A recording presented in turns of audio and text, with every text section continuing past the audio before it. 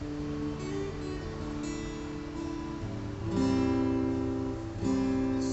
que os seus olhos sempre atentos permanecem em mim,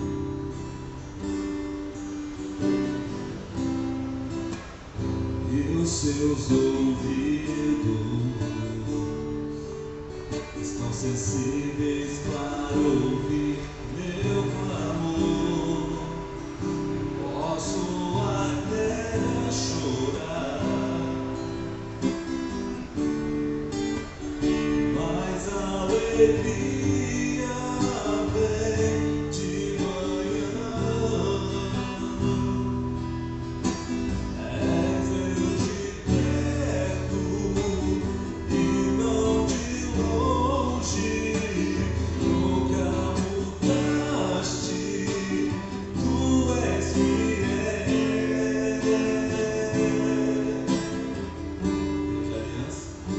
Deus de aliança, Deus de promessas, Deus que não é homem pra mentir. Tudo pode passar, tudo pode mudar, mas tua palavra vai se cumprir.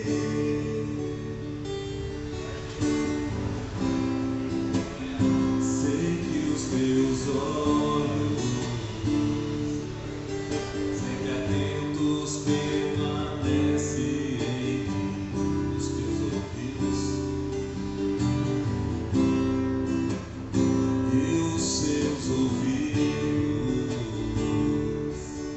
estão sensíveis para ouvir meu clamor. Posso até chorar,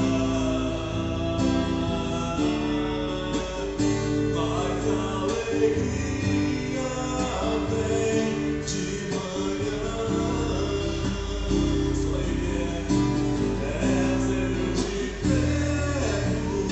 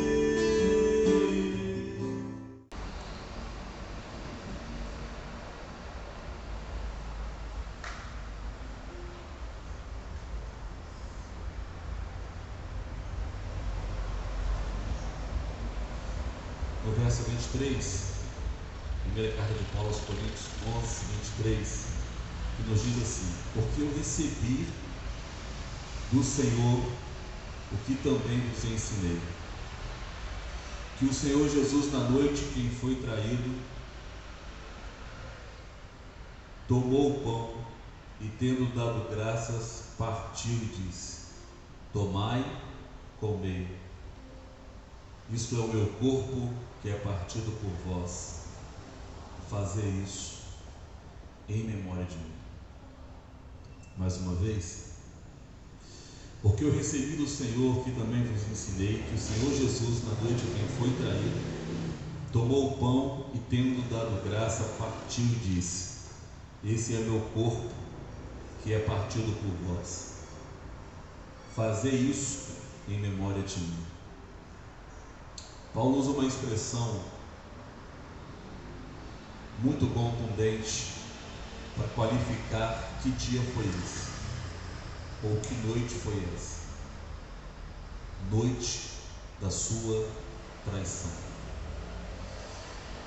Essa noite e esse dia foi possivelmente uma das noites ou um dos dias mais difíceis do ministério de Jesus. Na minha opinião, talvez a noite mais difícil, porque é nessa noite que o suor de Cristo se transforma em sangue. Justamente nesta ocasião, nesses episódios, que vai acontecer uma série de eventos que machuca o corpo, a alma e o coração do ser humano. E a expressão que Paulo usa é justamente para emblematizar esse dia e essa noite. Ele poderia usar a expressão na noite em que Jesus foi preso, ou na noite em que Jesus esteve no Getsemane, ou na noite em que Pedro negou Jesus. Mas ele faz questão de trazer essa expressão na noite em que o Senhor Jesus ele foi traído. Ele pegou o pão, partiu e disse: esse é meu corpo que é dado por vós. E a gente costuma muito recitar esse texto em reuniões de ceias, da ceia do Senhor. Mas aqui nesta manhã tem uma coisa importante que eu gostaria de dizer a todos vocês, a todos nós, na verdade. Que essa expressão, a noite que foi traído, trata-se dos dias difíceis da vida da gente. Por ter sido uma noite extremamente difícil para Jesus, com uma série de eventos, de acontecimentos que certamente entristeceu o seu coração, a sua alma, a ponto dele dizer isso para os discípulos: a minha alma, ele disse, está angustiada até a morte. Preciso de orar. Vamos ali, um pouquinho mais adiante, porque eu preciso fazer as minhas orações. Vocês fiquem aqui e vigiem comigo. Então essa noite simboliza para nós os dias difíceis da nossa vida. E a pergunta que nós devemos fazer a cada um de nós é: como nós devemos nos comportar nos dias mais difíceis da vida da gente? Ou, na noite da traição, o que nós devemos fazer? Quando as coisas apertarem e a nossa alma estiver angustiada até a morte, por alguma razão, por alguma eventualidade, por algum acontecimento, por alguma notícia que a gente não esperava, mas que chegou até nós, ou porque nós descobrimos uma coisa que nós não gostaríamos de descobrir, ou porque aquela noite foi a noite da decepção, da traição e da dor, como nós devemos nos comportar? Porque aqui, geralmente, nós nos comportamos muito mal. Primeira coisa que a gente percebe nesse texto é que a gente pode usufruir daquilo que Deus colocou dentro de nós e desenvolver isso que Deus colocou dentro de nós, que é a nossa espiritualidade. A espiritualidade nos salva de decisões erradas e de comportamentos ruins. Porque qualquer homem carnal, ao ser traído, não vai tomar uma decisão menor do que ir atrás do traidor e fazer aquele traidor algum mal. Porque a nossa carne pulsa por vingança, naturalmente. Se alguém nos faz o mal, nós queremos retribuir este mal, se não na mesma altura, de uma forma muito pior. E a gente vê isso multiplicado na nossa sociedade o tempo inteiro. Se você, sem querer, pisar no pé de alguém dentro do ônibus, dependendo desse alguém, você arrumou um problema enorme. Porque o ser humano está cada vez menos paciente, menos empático e mais agressivo, mais cruel, mais estressado. E o que a gente vê na nossa sociedade, é essa violência que se multiplica. E na carne, com a qual nós devemos ter muito cuidado, nós geralmente nos comportamos muito mal. Nós agredimos, se não fisicamente, verbalmente. Na carne, nós temos capacidade de tirar a vida de uma pessoa. Na carne, nós somos capazes de destruir a vida de alguém. Na carne, nós agimos muito mal. Mas você, embora esteja vendo Jesus no pior dia da sua vida, na minha opinião, ou num dos piores dias da sua vida, você não vai ver Jesus agindo na carne, porque Jesus, ele está agindo no Espírito. Agora, o homem carnal, disse Paulo, não entende as coisas do Espírito.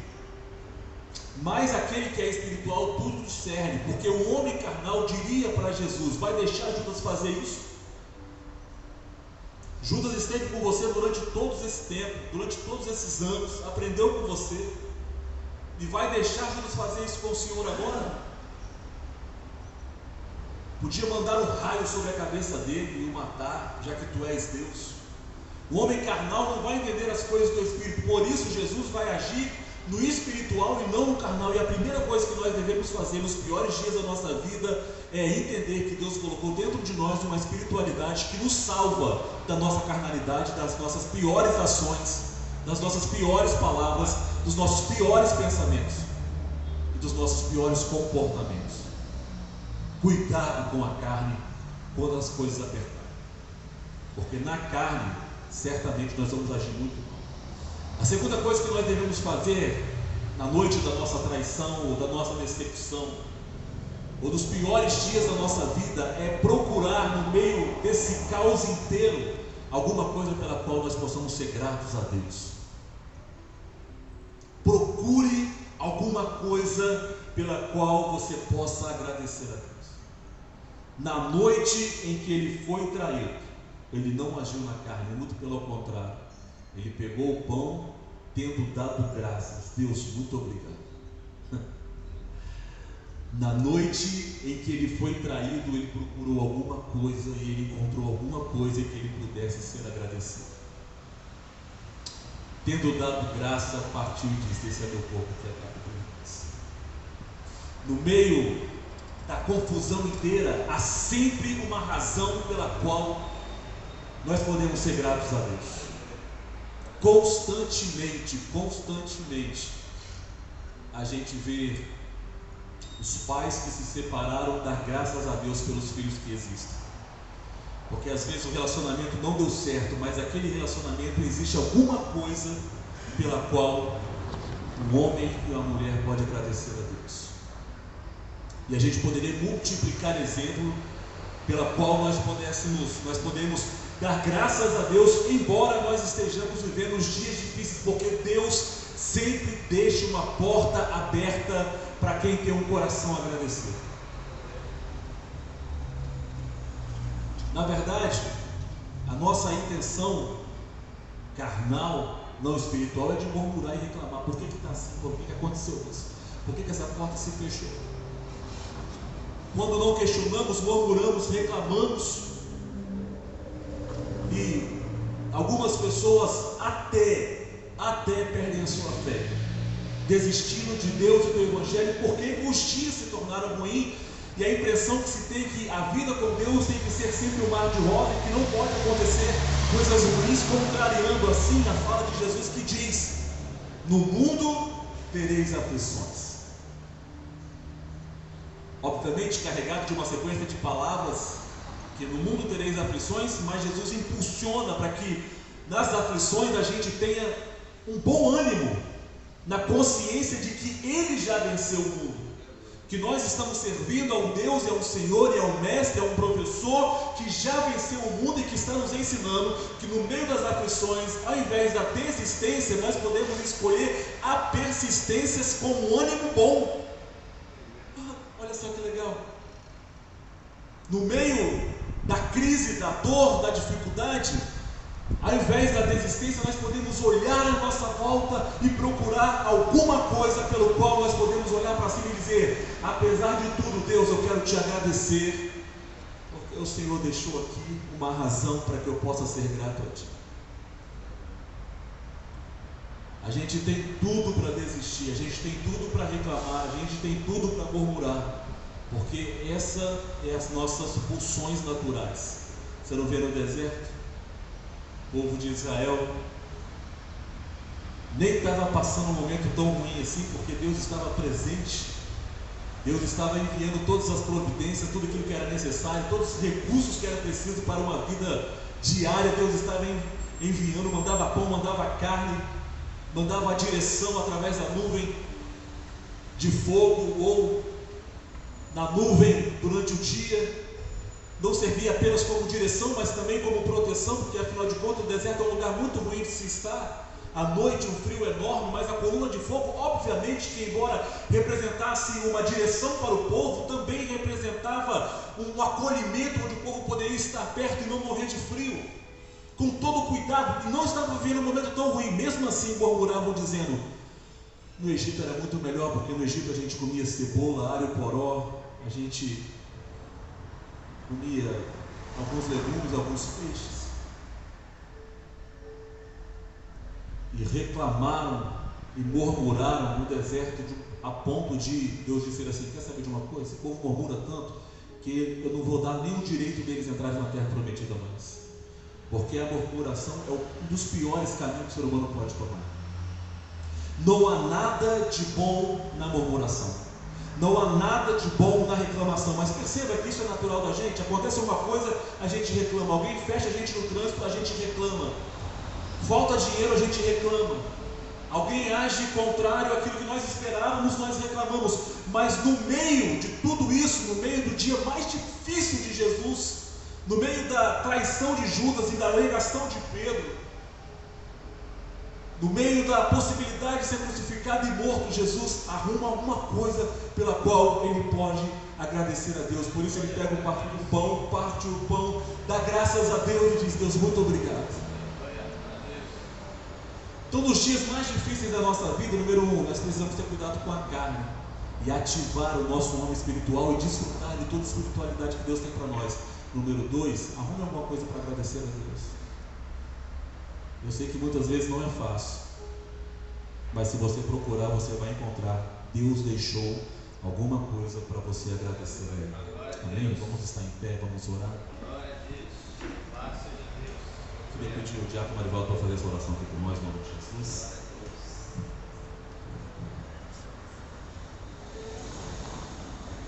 Bom dia, queridos. Louvado seja Deus. Que palavra maravilhosa do céu para mim e para você nesta manhã. Eu não sei qual é a sua condição que está aqui nessa manhã. Não sei se a sua condição é o dia mau. Não sei se a sua condição é o dia bom, é o dia ruim, é o dia de alegria ou o dia da tristeza. Mas eu vou sair daqui com certeza. Seja qual for a circunstância ao meu redor, eu e você temos um motivo de gratidão a Deus. Porque nós estamos vivos porque Deus nos proporcionou. Você está vivo, meu querido e minha querida, é motivo de você glorificar a Deus. Embora você possa estar vivendo um momento difícil, mas olhe para você. Você é filho, é filha de Deus. Então há motivo sim de nós glorificarmos ao Senhor. Feche seus olhos, vamos orar ao Senhor. Senhor, nós queremos te louvar. Senhor, nós queremos engrandecer ao teu santo, poderoso e maravilhoso nome, que é sobre todo nome, que é o nome de Jesus. Senhor, nós te bendizemos, ó Pai, porque verdadeiramente o Senhor sempre está conosco, nos dando a direção segura, apontando o caminho certo. Te louvamos, Senhor, porque nesta manhã o Senhor já ministrou em nossos corações, mostrando para nós que sempre há esperança, sempre há um motivo para agradecermos ao Senhor. Te louvamos por esse despertamento nesta manhã, ao qual o Senhor nos proporcionou, para tentarmos, para fazermos aquilo que o Senhor fez, para sermos imitadores de Cristo, Senhor. Te louvamos porque no Senhor nós podemos todas as coisas, porque Paulo mesmo diz: posso todas as coisas naquele que me fortalece, e é o Senhor que nos fortalece. Te louvamos, Senhor, por cada vida aqui presente, pela nossa família, pelos nossos lares, pelos nossos negócios, nosso trabalho, porque em tudo, Senhor, nós te louvamos, porque sem o Senhor nada nós podemos fazer. Senhor, somos gratos ao Senhor por ter mais dado uma oportunidade de estarmos reunidos com os irmãos numa manhã maravilhosa, aprendendo com o Senhor, o Deus embora que não precisa de nós, um Deus que não tem necessidade de nós, mas escolheu nos amar, escolheu estar conosco todos os dias de nossas vidas. Nós te louvamos, nós te bendizemos e suplicamos, o Senhor continua conosco, Senhor, em todas as nossas atitudes, nossos fazeres desse dia, ser conosco. Oramos agradecidos em nome de Jesus. Amém, querido. Está encerrado esse culto, de glorificação ao Senhor. Uma salva de palmas para Jesus nesse momento. Glória a Deus.